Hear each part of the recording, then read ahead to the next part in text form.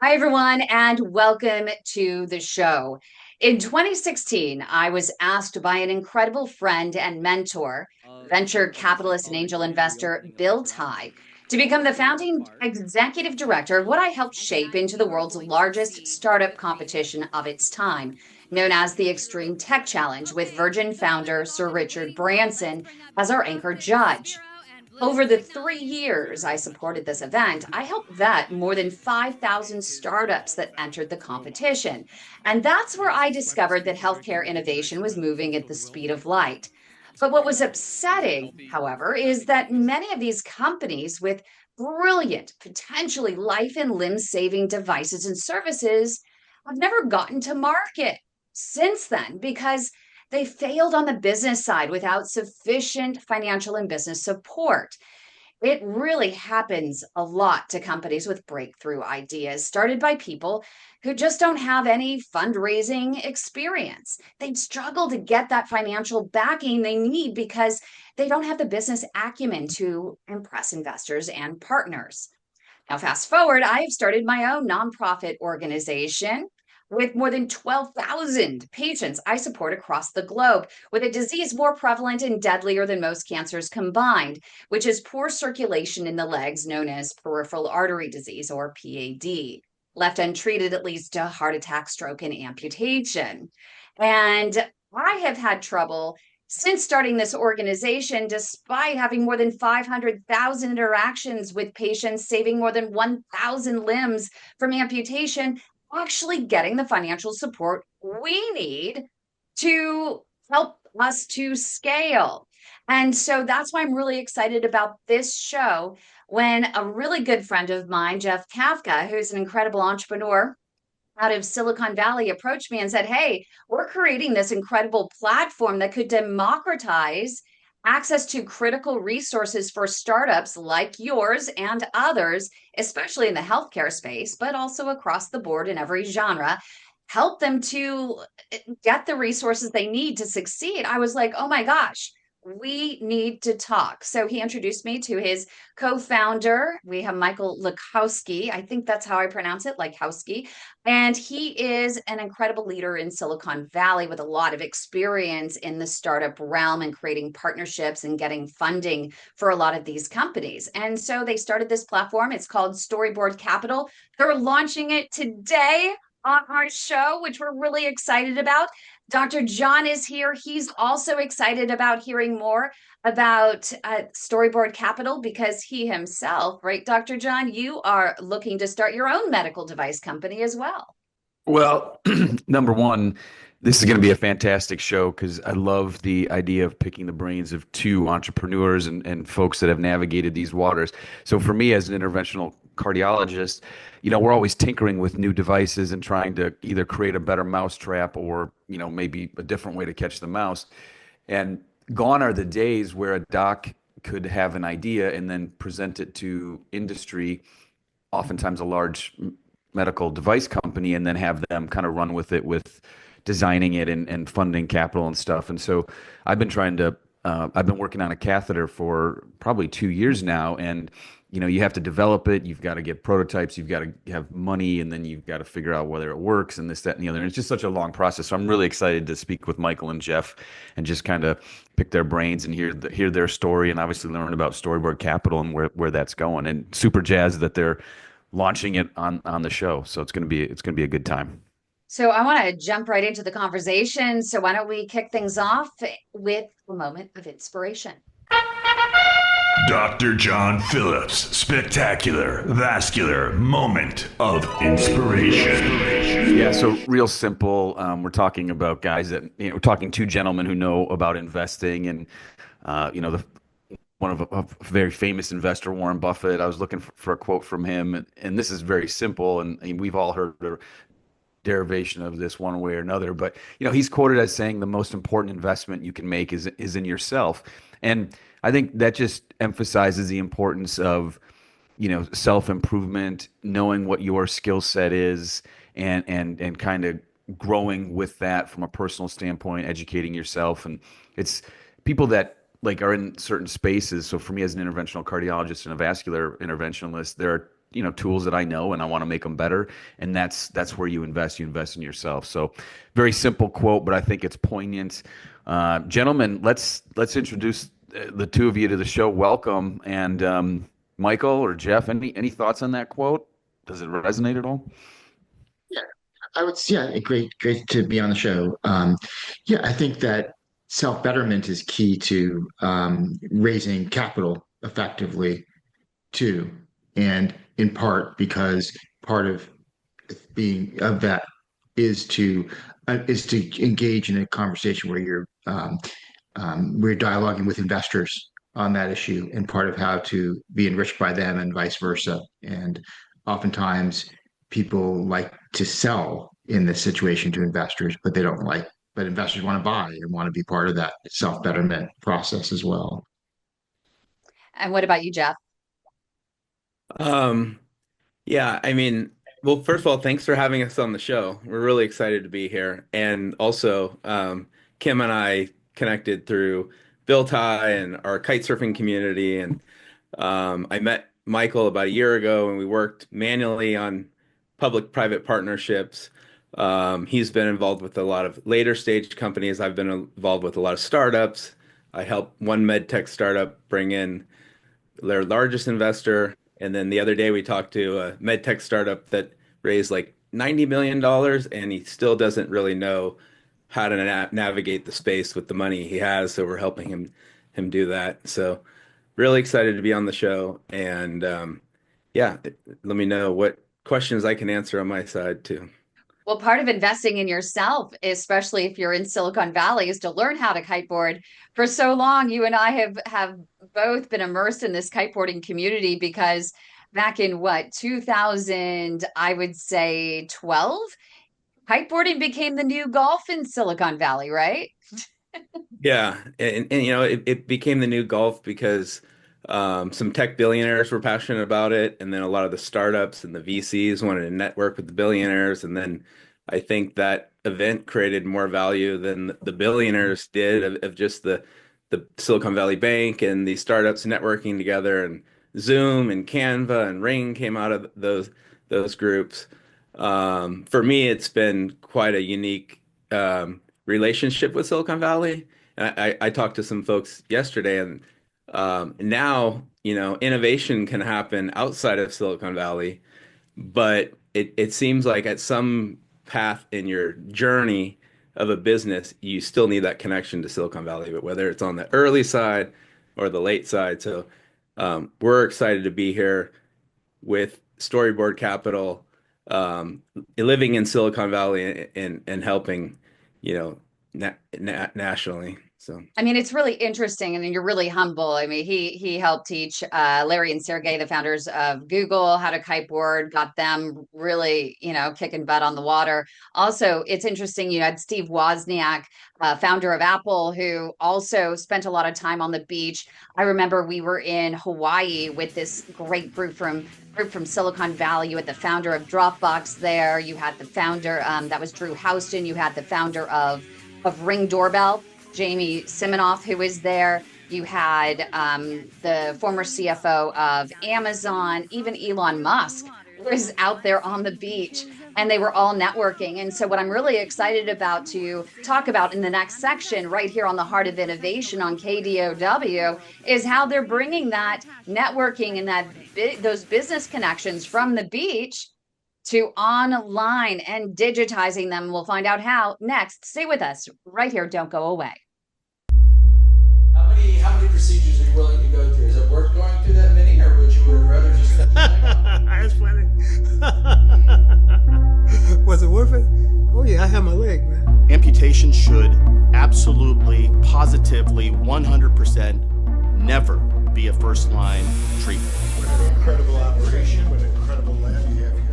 Without a doubt, we're underdiagnosing peripheral arterial disease. It has not gotten the attention that it should, because it is a killing disease, it is a disabling disease, and most importantly, it's a disease that we now have great treatments for. Okay, let's go to the next one. They were going to amputate it, and I needed to consult with my family. Did I want it off here or here? You're just shocked. It's scary. I don't even know how to explain it. You're 40 2 years old. We're waiting till people are at the end of the spectrum and almost beyond hope. There is good care available here. Closed minds are what we have to get rid of. Welcome back, everybody. Thanks for joining us. We are just kind of kicking off what's going to be an interesting show and fascinating conversation with two entrepreneurs. And so, Jeff and Michael, before we, I think, dive into Storyboard Capital and what that has in store for us or for you guys, can you give us a little bit about your background and how the two of you came together? Jeff, if you mind starting with us. Sure. My background is actually telecommunications, but I was passionate about water sports, and so I helped start the Big Wave World Tour of surfing. Traveled around the world, surfing these big waves and running events and stuff. And I was also a pioneer of the sport of kite surfing in the state of California. And early on, Larry Page and Sergey Brin and CFO Amazon wanted to get into kite surfing, so I started hanging out with these guys and traveling the world with these guys. And Silicon Valley Bank and Charles River Venture Group and a bunch of tech startups and VCs wanted to get into this network, and they were also passionate about kite surfing. So we did these events where we had startups pitching to investors on these water sport trips. And out of that, it was quite a unique ecosystem of people. And it only started with like 40 people. But some of those folks became the first investors of Zoom, Ring, Canva, Tesla, blockchain, med tech, a lot of medical related companies. And it just created this unique ecosystem. And what it really is, if you put people in this extreme environment, you really get to know them and bond and form relationships together. So I was helping run these events, and then I said, I don't want to be in the event business. I want to be boots on the ground with the startups.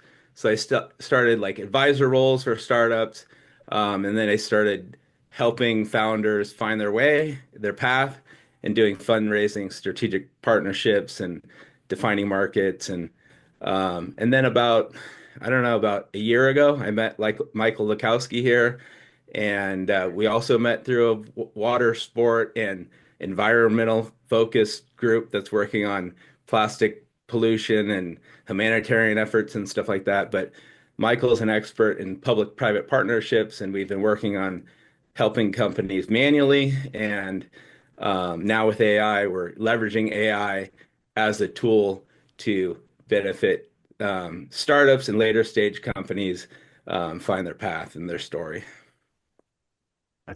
And Michael, your background? Yeah, definitely. So I worked in public-private partnerships for about 20 years. Advised, I'd say, all sides of the table in the area. I've advised government extensively. So I spent about 8 years advising governors. So I've advised Governor Brown, and I advise Governor Newsom now, some Northeastern governors, U.S. senators, the U.S. Treasury Department extensively under President Obama, and then some overseas governments and United Nations and such in this area. And then large corporates like Google, Facebook, and large financial institutions like the Goldman Sachs partners and a number of different folks. I help people raise money that combines different types of capital together, public, private, so federal, state, local government, nonprofit, academic, philanthropy, private corporate, private fund managers, so a range of different players that in a lot of ways are necessary to glue together to do projects. I think people who are successful in business end up happening upon it in one form or another in a very ad hoc way, though. And so the idea was that can be optimized and much more effective. And then help large companies with crises that emerge on large complex projects that are socially distant from them, the crises. But I think as a general matter, part of the germination of this is that in working with Google or Facebook or the broadcasters, everybody should get the services that they get. And people without relationships in business, people without understanding expertise in finance, should be able to succeed. And in advising the large players, they need it too. And so how can people sit in and be Google? How can they get the benefits of a Google? And one of the exciting things that's happened that drives this too is that the environment is different. If there's only one way to get Google can get these things, they have to give it to small and startups. the federal government. And so that opens up a huge market, that this is the deal, the big get and the only if the small and startups get. So So it's a bring little us bit of back a to the background. conversation between the two of you that became the catalyst. I would love to have been a fly on that wall during that conversation where the light bulbs went on. Can you bring us back to that moment?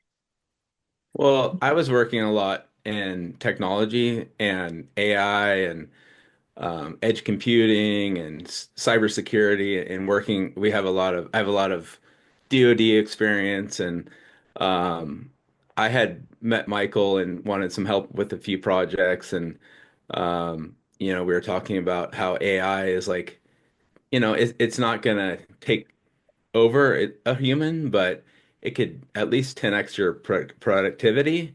And for me, it opens up doors of like things I probably would have thought about if I took 2 or 3 days brainstorming on it, but now I can do it in 5 seconds.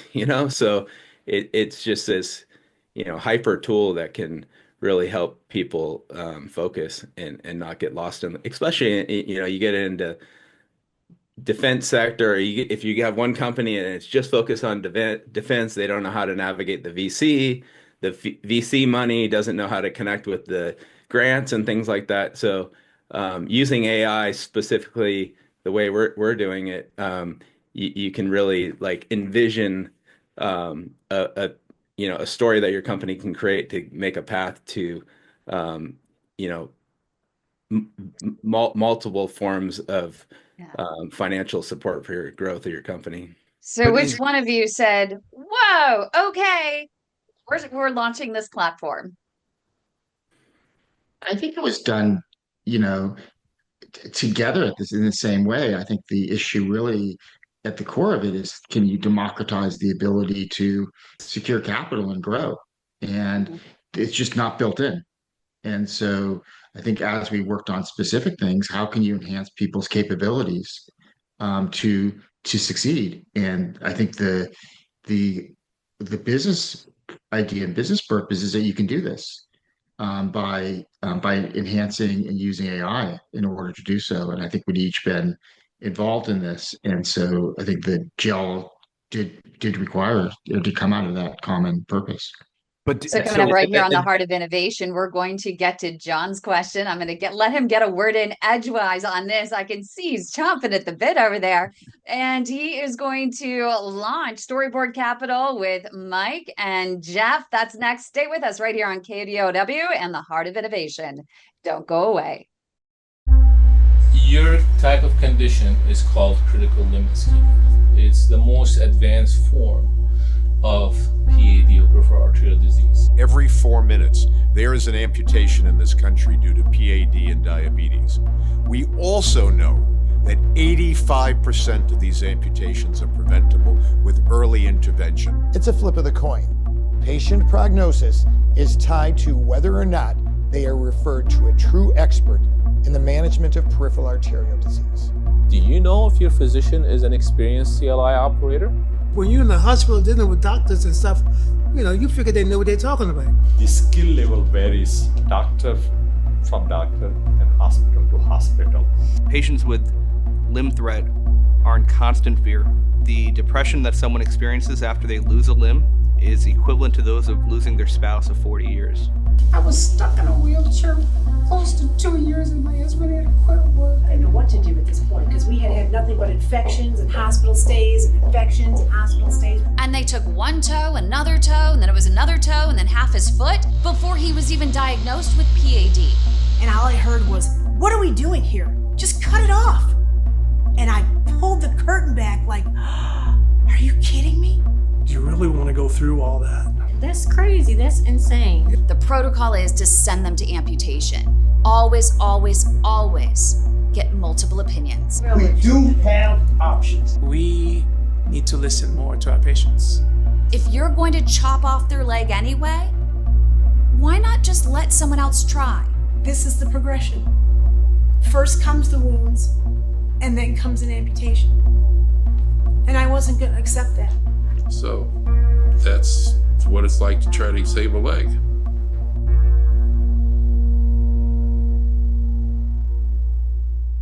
Welcome Welcome back, everybody. So let's just dive right into this, because during the break we were discussing the model and how the democratization of this process you guys are trying to develop. So if I could bring in let's pretend I have an idea for a medical device, okay, and I've worked it out in my head. I think it is going to make some sense, and I made a prototype. I've been talking to an engineer. We've got things rolling, and we're thinking about formulating a startup. Can you guys walk me through as a physician, this process, and how Storyboard Capital could potentially help me, or maybe just say, your idea is not the right way, what we need to do, and move on. Yeah, so maybe through an example, and there's obviously a number of examples within that space that we've had experience with, and then go on in the broader market. I think I would enter it though, because I think it's important to think about it in the context of what's going on in the federal government and state and local government too, right? So under Warp Speed, I've worked on a project with a company during Warp Speed during the COVID crisis, right? First, 88% of companies that got money were startups and early stage companies. It's not really what one would understand from the federal government during that Warp Speed project, Pfizer, et cetera. So it was there and available and used, right? So the first thing was folks are used to going into HHS for money, right? HHS has its long duration, right, to get money. It has a competitive process. There's not as much money as there are demands. For instance, can be a bit bureaucratic. The success was to go through the USDA, go through Commerce Department. So this group, medical device, I worked with them. They went through the Commerce Department. Same money, and it was it was a loan and a loan rather than a grant. But they had raised some money so they could secure their loan off of something. So it had all those benefits of unrestricted money. The second part of the process, jumping beyond getting the different types of money from HHS ultimately and fast track through it, was who's gonna purchase who's gonna buy not only the product, but who's gonna buy the company, or who's going to be the next stage of investment in the company, right? So that's an area that we gave a lot of thought to. The traditional way would be to go through a major pharmaceutical for them or a major medical company. Well, it turned out that the federal government didn't want people to screen through there. They didn't think they would. They thought that those companies would be absorbed by the big companies. And so they wouldn't get the innovation that they needed at that point for their perspective, right? So that's the second thing. And there was to go into some of the bigger technology companies to acquire. And that's becoming the increasing opportunity in terms of how we're seeing things, is just to go into a different route, into a different sector, a little subsector into the technology companies for acquisition, and then to think about their price point, pain point. I just say one more thing, because we went through Commerce. Right now, you'd go through the USDA. Much that's happening in the USDA is increasing HHS jurisdiction. And so there's great support in figuring out that route into getting money. And sometimes the heart wants what the heart wants, and people want to go through a route that, even when they know other routes, may not be as fast or as successful, but the rates of success are much higher. And so that was the experience with with that medical device company. And I think it's become a more worn path. So one of the things that I see in terms of what you're doing and the benefits of what you're doing is you're being able to say to these smaller companies that have these ideas, or people that want to, they have ideas and want to start a business. Hey, there are multiple areas in which you can go after funding. Because for me, with my nonprofit, I thought the only way was to go through the NIH for a grant. You're now opening my mind up to say, whoa, wait a minute. I can go to Health and Human Services, which is the HHS. I can go to possibly the Department of Agriculture. I could go to the Department of Commerce, and there might be other grants or sources of funding there. But how would I know about that? How would someone with just an idea or just a small organization not only know to do that, but then have the business prowess to be able to go in and say what needs to be said, or to have the connections that need to be had in order to expedite or push some of those requests for funding through. And that's where your organization can come in with your experience. Exactly. And I would say there's no one who does it except for us. Right. And so even on a concierge treatment, there's no one else that does it. And so there's no real path. And one of the things, whether you're working with Apple or whether you're working with Pfizer, they find their way sometimes to it, or Tesla, but it's not planned, it's not deliberate. And there really is no way. And I'd say there's been a revolution in how the public-private sector funds things in the last 6 years. And what it is that's coordination. There's more places to go for money. Commerce department used to have no money, but then you find that you can go through the commerce department, right? It's a huge seismic transformation of government.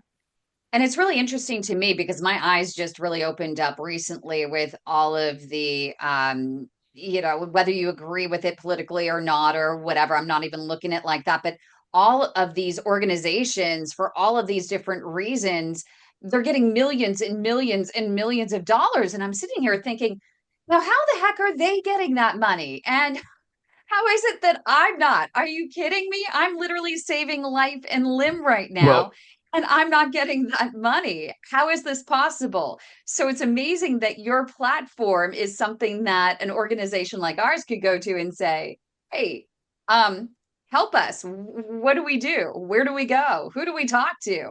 Well, I guess my follow-up question would be, how much money are we talking here? Number one, I mean, I'm assuming you're talking millions as opposed to maybe a couple 100,000 that you need for something. But the second question, which we'll probably have to get to in the next segment, is the current political temperature, as I understand it, is not super favorable to just giving out money, governmental money. Does that concern you guys moving forward? I guess we should take that question first.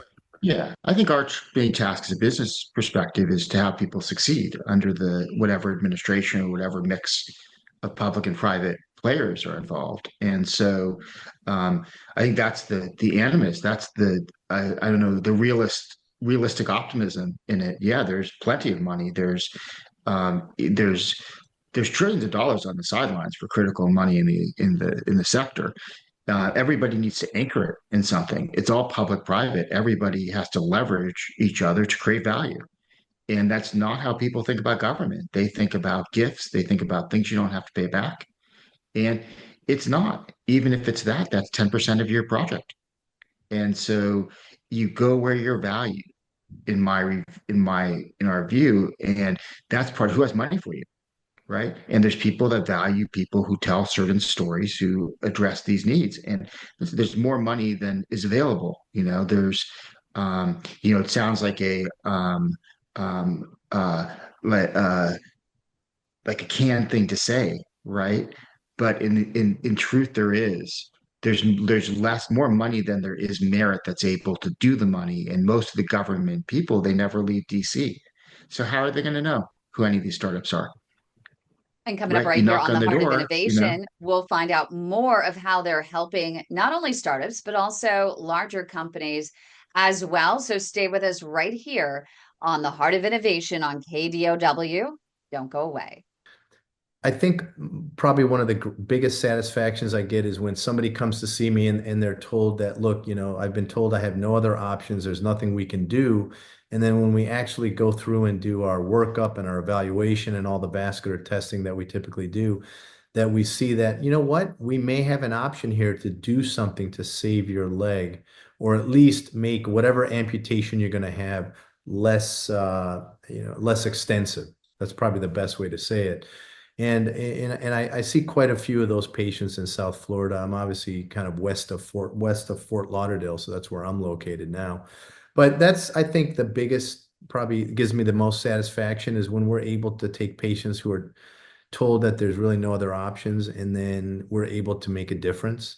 We're not successful in every case, but at least we took somebody that had a 0% chance based on what they've been told and giving them some level of hope. And I think that's probably the biggest thing. And you got to realize that in this arena, when people say you have no other options, that really depends on the experience of the operator, right? If I'm less experienced in something, then I'm not going to be able to offer, or I may not even know what those things are that could be offered. And if I'm more experienced and have seen a lot more of these things, then I'm able to look at something and say, you know what, there are some options here. So it really depends on who you're talking to. And so I think we have to be careful with this so-called no options patient. And it's what I always tell the trainees and the residents and fellows and the medical students when they're learning, that you might think there's no options, but have we looked at every possibility, and are you aware of all the data that's out there and everything that's kind of new and innovative? So welcome back, everybody. Thank you for continuing to hang with us here.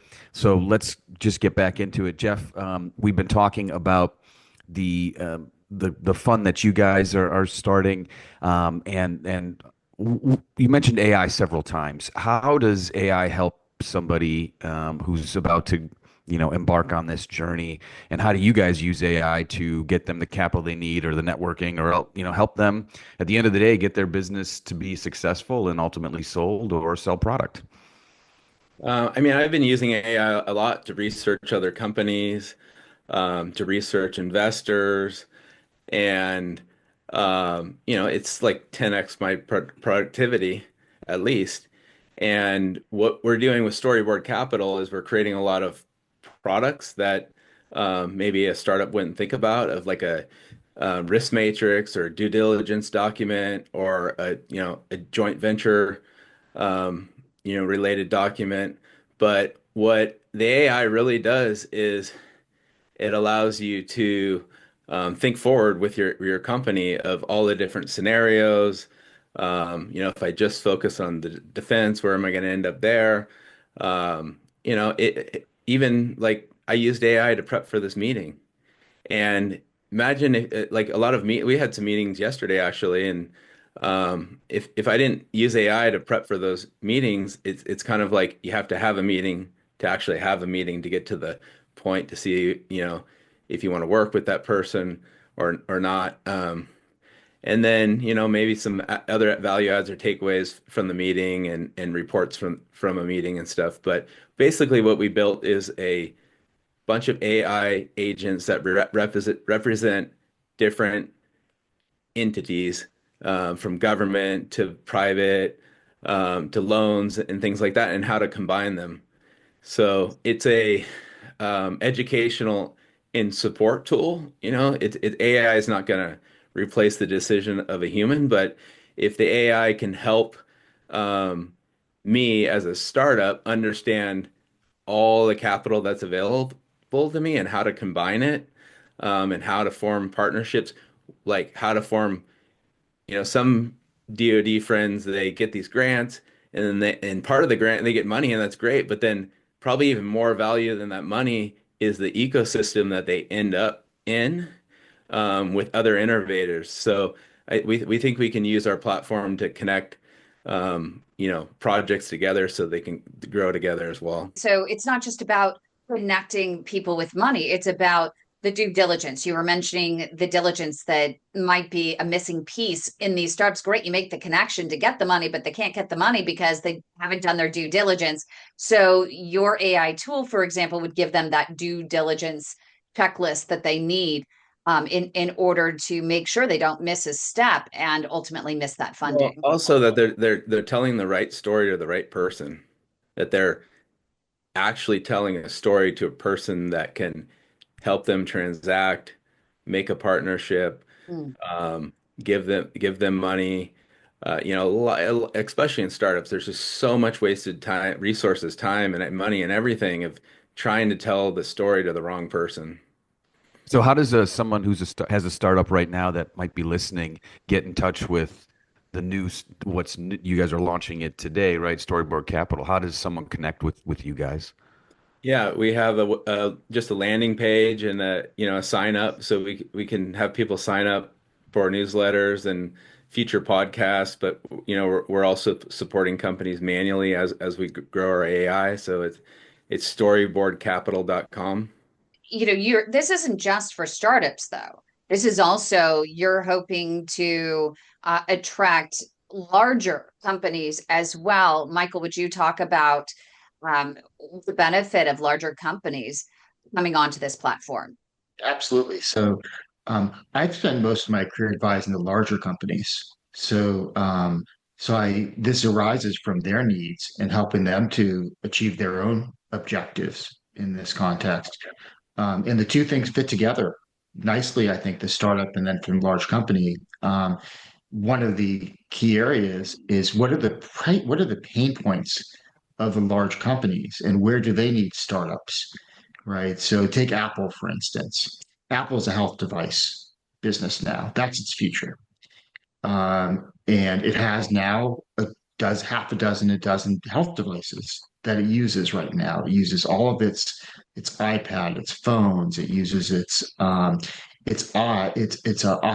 It uses its watch. It uses questionnaires. It uses the first nurse or different group professional that onboards and writes the questionnaire for you, et cetera, et cetera. Right. So they're in this business. And what are they seeking to do? Well, they're seeking to understand their patients better and ultimately from a wellness perspective so that they can convince insurers, large hospital systems, medical researchers to figure out how to make money off of wellness in part. And that's a value that they are after. They have a very hard time along the way. They don't have the relationships with the large purchasers, the large hospitals, insurers. Have a trust-based relationship. Doctors can develop that a lot better in their device context than can Apple because of some wariness that different parties have with one another. That's just one example. And if you look at a Meta, they're doing the same thing with the Ray-Ban glasses. It's a medical device. It's a neural device from their perspective, right? So that's what these businesses are in. Panasonic, Alphabet, and how does the startup fit in? And that goes back then to the large companies. What do they need? And they're dependent upon startups, right? And so why are they dependent upon startups? Why is it core to their business model? And that's whether I'm advising an Apple or a Google or whether I'm advising a startup or a government, everyone's asking the same question of the startups. And so that's what in part the need. The other needs are consortiums, teams, joint ventures, these sorts of things that the big players need as much as the small players, or as much as the startups as well. So it's not necessarily that an Apple or Meta needs money per se. It's they need the connections that you guys have formed or help get them from point A to point B. And it's not the goal of the platform is not to say, oh, I got a friend that's a billionaire and they can help you. It's to give access to everyone so they don't get like raked through the coals from Shark Tank and VCs that are taking a mass amount of equity in their company. Okay. I always wonder about that because Shark Tank is when you hear that they're looking for $50,000 and the sharks want 30% of the company. That's a major chunk of money. The company, there's very, very hard to survive after that. You're going to hit a wall. You have nothing to give after that. Even if you have good press and everything, it's very hard to succeed. Yeah, I mean, those types of situations, they create these artificial spikes, right? And once that artificial spike, great, you sold a bunch of product right now, you got this big marketing plug, but then what happens down the road? And if you don't get a shark, you're basically screwed down the road because you're not going to maintain that sort of interest in whatever the product. But then if you do get that shark, then well, yes, you probably will end up with a certain amount of money, but wow, you could have ended up with more money if they would have gone through a platform like yours, would provide them this same sort of expertise, but in a streamlined format and without taking a big investment. But I'm curious what sort of investment these companies have to make in order to participate and get the benefits to your platform. So coming up next on The Heart of Innovation, we're going to find that out. Stay with us. When your sugar runs high, it's more than a sign. Diabetes creeping in, it's a dangerous line. Pre-diabetes too, don't think it's too light. It can lead to PAD, so start the fight. Sugar's sweet, but the cost is real. High blood sugar makes your arteries feel clogged. Slow flow, it's a ticking time bomb. Catch it early, stay strong, and keep your legs on. Sugar's not so sweet when your leg is in pain. Not controlling sugar is where peripheral artery disease sets in. Got sugar? Get checked. Don't wait too late. Save your legs, save your life, take control of your fate. Leg pain, cold feet, neuropathy too. These are signs diabetes caught you. High sugar's the link where circulation and pain left untreated. Your leg might end inflamed.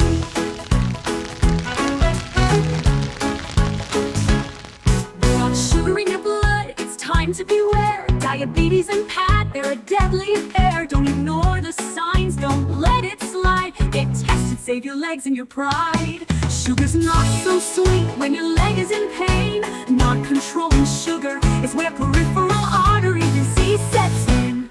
Got sugar? Get checked. Don't wait too late. Save your legs, save your life, take control of your fate. Oh, sugar's not so sweet when your leg is in pain. Not controlling sugar is where peripheral artery disease sets in. Got sugar? Get checked. Don't wait too late. Save your legs, save your life, take control of your fate.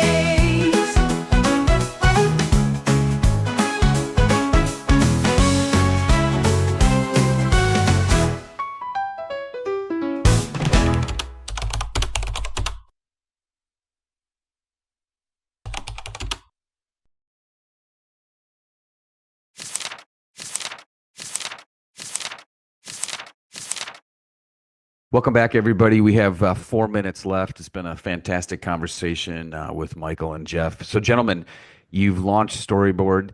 Now, what are so you I guess two questions. One of which is how will you grow this, and is it, I guess, more grassroots, organic? And then the second question is what's in it for you two? I mean, is this philanthropic, or is there funds that you guys need as well to survive?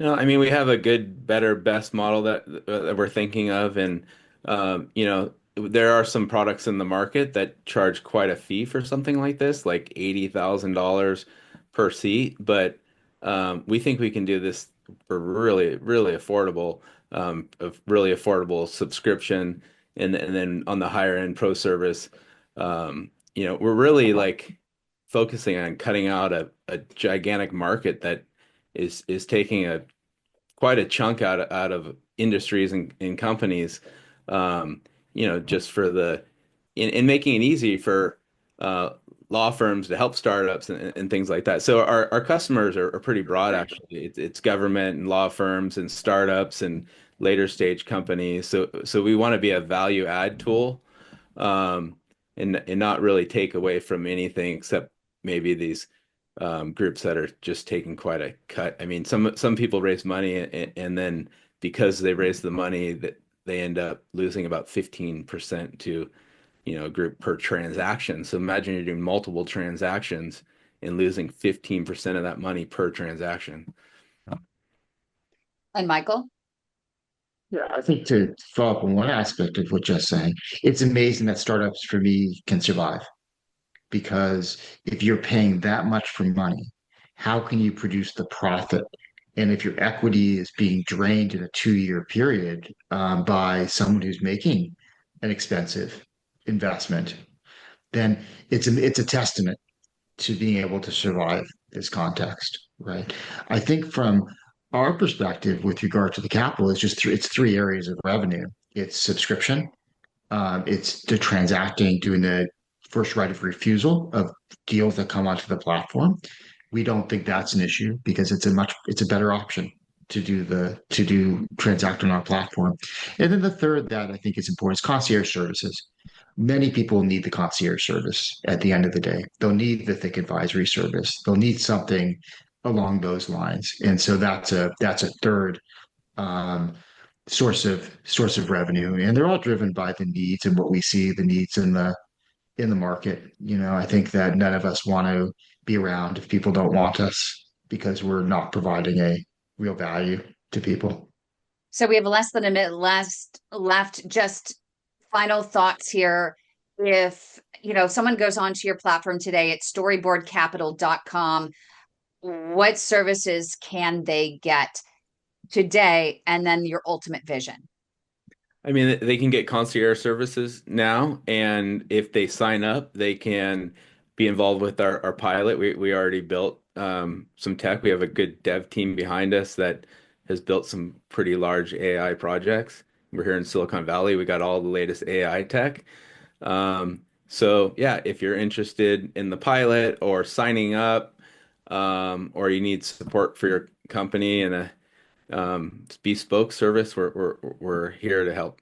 I've got to ask real quick. I know what bot are you guys using for AI? Well, we have a few that we're using per agent, and it's really important that data is current, and we're working on some cutting edge AI technology that friends are actually time stamping the data. So we're really concerned about the high quality of data for the AI agents. Very good. And he's not going to tell you their secret sauce, Dr. John. So don't even ask anything not Claude. further. I guess it's not Claude. Okay.